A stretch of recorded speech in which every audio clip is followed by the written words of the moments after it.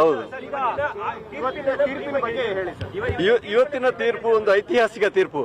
ನಮಗೆಲ್ಲ ಗೊತ್ತಿದೆ, 15/6/2016ರಲ್ಲಿ ಧಾರವಾಡ ಜಿಲ್ಲಾ ಪಂಚಾಯತ್ ಸದಸ್ಯ ಯೋಗೇಶ್ ಗೌಡ್ರ ಒಂದು ಭೀಕರ ಕೊಲೆ ಅವರದ್ದೇ ಆದ ಉದಯ ಜಿಮ್ ಅಲ್ಲಿ ಜರುಗುತ್ತೆ. ಆ ನಂತರ ಧಾರವಾಡ ಪೊಲೀಸರು ಇನ್ವೆಸ್ಟಿಗೇಷನ್ ಮಾಡಿ ಈ ಕೇಸಿನ ಒಂದನೇ ಆರೋಪಿ ಬಸವರಾಜ್ ಮುತ್ತಕ್ಕಿ ಮತ್ತೆ 5 ಜನರ ಮೇಲೆ ಚಾರ್ಜ್ ಶೀಟ್ ಹಾಕಿದ್ರು. ಆಕ್ಚುಲಿ ಅವರೆಲ್ಲ ಅಲ್ಲಿ ಹಂತಕರು A7-14. ಅದು ಯಾರ ಪರವಾಗಿ ಅಂದ್ರೆ A15 ವಿನಯ್ ಕುಲಕರ್ಣಿ ಅವರು ಹೇಳಿ ಈ ಕೊಲೆಯನ್ನು ಮಾಡಿಸಿದ್ದಾರೆ ಅಂತ ನಮ್ಮ ಇನ್ವೆಸ್ಟಿಗೇಷನ್ ಕಂಡು ಬಂತು. ಸಿಬಿಐ ಇನ್ವೆಸ್ಟಿಗೇಷನ್ ರಾಕೇಶ್ ರಂಜನ್ ಅವರು ನಮ್ಮ ಇನ್ವೆಸ್ಟಿಗೇಷನ್ ಮಾಡಿದ್ರು. ಥಾಮಸ್ ಜಾನ್ ಅವರ IPS ಇವರ ನೇತೃತ್ವದಲ್ಲಿ ಅವರೆಲ್ಲ ಟೀಮು, ಸಮೀಲ್ಲ, ಅದೇ ರೀತಿ ಎಲ್ಲ ಪೊಲೀಸ್ ಆಫೀಸರ್ಸ್ ಎಲ್ಲ ಒಂದು ಟೀಮ್ ಮಾಡಿ ಇನ್ವೆಸ್ಟಿಗೇಷನ್ ಮಾಡಿ ಚಾರ್ಜ್ ಶೀಟ್ ಫೈಲ್ ಮಾಡಿದ್ರು.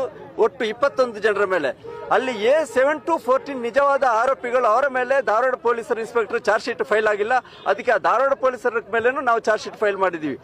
A15 ವಿನಯ್ ಕುಲಕರ್ಣಿ ಅವರ ಒಂದು ರಾಜಕೀಯ ದ್ವೇಷದ ಮೇರೆಗೆ ಈ ಜಿಲ್ಲಾ ಪಂಚಾಯತ್ ಸದಸ್ಯ ಯೋಗೇಶ್ ಗೌಡ್ರ ಅಲ್ಲಿ ಕೊಲೆ ಆಗುತ್ತೆ.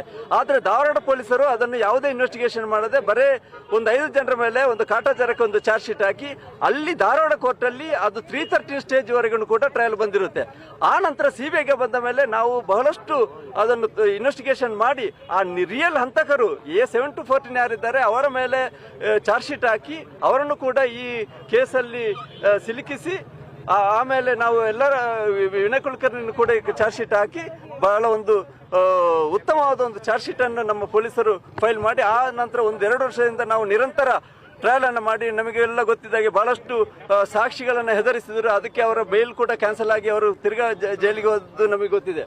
ಆದ ಕಾರಣ ಎಲ್ಲ ಈ ಆರೋಪಿಗಳನ್ನು ನಾವು ಒಂದು ವಿಶೇಷವಾದ ತನಿಖೆ ಮಾಡಿ ಚಾರ್ಜ್ ಶೀಟ್ ಹಾಕಿ ನಮ್ಮ ಎಲ್ಲ ಟೀಮ್ ಹೇಮಾ ಇರಬಹುದು ಅಥವಾ ಎಲ್ಲ ಬಾಲಾಜಿ ಫ್ರಾನ್ಸಿಸ್ ಇದ್ದಾರೆ, ಎಲ್ಲ ನಮ್ಮ PPs ಒಂದು ಟೀಮ್ ಮಾಡಿ ಎಲ್ಲ ಪೊಲೀಸ್ ಆಫೀಸರ್ಸ್ ನಮಗೆ ಫುಲ್ ಸಪೋರ್ಟ್ ಮಾಡಿ ಬಹಳ ಒಂದು ಸ್ಟ್ರಾಂಗ್ ಫೈಟ್ ಕೊಟ್ಟು ಈ ಕೇಸನ್ನು ನಾವು ಗೆದ್ದಿದ್ದೀವಿ. ಅದೇ ಹಾಗೂ ಈ ಕುಟುಂಬಸ್ಥರ ಮಕ್ಕಳಿಗೆ ಹಾಗೂ ಅವರ ಅಣ್ಣ ತಮ್ಮ ಗುರುನಾಥ ಗೌಡರಿಗೆ 16 ಲಕ್ಷ ಕಂಪನ್ಸೇಷನ್ ಕೊಡಬೇಕು, ಪರಿಹಾರ ಕೊಡಬೇಕಂತ ಒಂದು ಉತ್ತಮವಾದ ಆರ್ಡರ್ ಮಾಡಿದ್ದಾರೆ. ಇದೀಗ ನಮ್ಮ ಎಲ್ಲ ಸಿಬಿಐ ಟೀಮಿಗೆ ಉತ್ತಮವಾದ ಒಂದು ಸಂತೋಷ ಆಗಿದೆ ಈ ತೀರ್ಪಿನಿಂದಾಗಿ. ಇದು ಸೊಸೈಟಿಗೆ ಒಂದು ಸಂದೇಶವನ್ನು ಕೊಟ್ಟಿದೆ. ಧಾರವಾಡ ಕೋರ್ಟ್ ಅಲ್ಲಿ ಅವರು ಯಾವ ರೀತಿ ಎಲ್ಲ ವಿಟ್ನೆಸ್ ಅನ್ನು ಇನ್ಫ್ಲೂಯೆನ್ಸ್ ಮಾಡಿ ಹಾಸ್ಟೆಲ್ ಮಾಡಿ ಆ ಕೇಸನ್ನು ಮುಗಿಸಲಿಕ್ಕೆ ನೋಡಿದ್ರೆ ಅದರ ಉಲ್ಟಾ ಆಗಿ ಈ ಕೇಸನ್ನು ನಾವು ಯಶಸ್ವಿಯಾಗಿ ಮಾಡಿ ಎಲ್ಲ ವಿಟ್ನೆಸ್ ಅನ್ನು ಥ್ರೆಟನ್ ಮಾಡಿದ್ರು ಕೂಡ ಅವರು ನಮಗೆ ಸಪೋರ್ಟ್ ಮಾಡಿದ್ದಾರೆ, ತುಂಬಾ ಚೆನ್ನಾಗಿ ಎವಿಡೆನ್ಸ್ ಕೊಟ್ಟರು. ಆದ ಕಾರಣ ಈ ಕೇಸು ನಮಗೆ ಒಂದು ಯಶಸ್ವಿಯಾಗಿ ಒಂದು ಅಂತಿಮವಾಗಿ ಕನ್ವಿಕ್ಷನ್ ಆಯಿತು.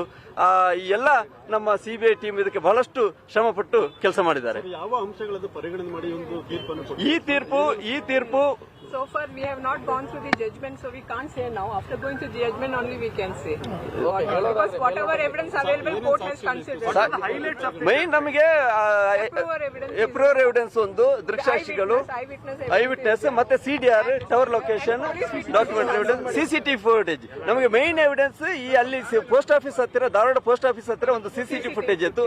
ಆ ಫುಟೇಜ್ ಅಲ್ಲಿ ಈ ಆರೋಪಿಗಳು ಅಲ್ಲಿಂದ ಈ ಆಯುಧಗಳನ್ನೆಲ್ಲ ತಗೊಂಡು ಓಡುವುದಂತೂ ಕ್ಲಿಯರ್ ಆಗಿತ್ತು. ಅದನ್ನು ಧಾರವಾಡ ಪೊಲೀಸರು ಪರಿಗಣಿಸಿಲ್ಲ. ನಾವು ತಗೊಂಡು ಅದನ್ನು ನೋಡುವಾಗ ನಮಗೆ ಗೊತ್ತಾಯ್ತು ಯಾರಲ್ಲಿ ರಿಯಲ್ ಆರೋಪಿಗಳಂತ. ಇದು ಮೈನ್ ಎವಿಡೆನ್ಸ್ ನಮಗೆ CCTV ಫುಟೇಜ್. ಸರ್, ಮತ್ತೆ ಶಾಸಕರ ಇನ್ವಾಲ್ವ್ಮೆಂಟ್ ಬಗ್ಗೆ ಇರುವಂತದ್ದು ಅಂಶಗಳೇನು ಸರ್, ಅದನ್ನ ಯಾವ ಅವರು ಬೆಂಗಳೂರಿಗೆ ಬಂದು ಮುತ್ತಗಿ ಜೊತೆಗೆ ಮಾತನಾಡುವುದು, ಅವರದ್ದು ಟವರ್ ಲೊಕೇಶನ್, CDR ಅಲ್ಲಿ ಅವರು ನಿರಂತರವಾಗಿ ಮುತ್ತಗಿ ಜೊತೆ ಸಂಪರ್ಕ, ಇದನ್ನು ಮುತ್ತಗಿ ಅವರ ಎವಿಡೆನ್ಸ್ ಅಲ್ಲಿ ಎಲೆಯಾಗಿ ಅವರು ಬಿಚ್ಚಿಟ್ಟಿದ್ದಾರೆ. ಅವರು ಏರಿಯಾಗೆ ಸಪೋರ್ಟ್ ಮಾಡಿದ್ದಾರೆ, ಎಷ್ಟು ದುಡ್ಡು ಕೊಟ್ಟರು ಎಲ್ಲ ಮುತ್ತಗಿ ಕ್ಲಿಯರ್ ಆಗಿ ಹೇಳಿದ್ದಾರೆ. ಅದು ನಮಗೆ ಮೈನ್ ಎವಿಡೆನ್ಸ್ ಎಲ್ಲ apart from other CDR and other documentary evidence. Approval evidence, CDR and CCTV footage is the main and eyewitness.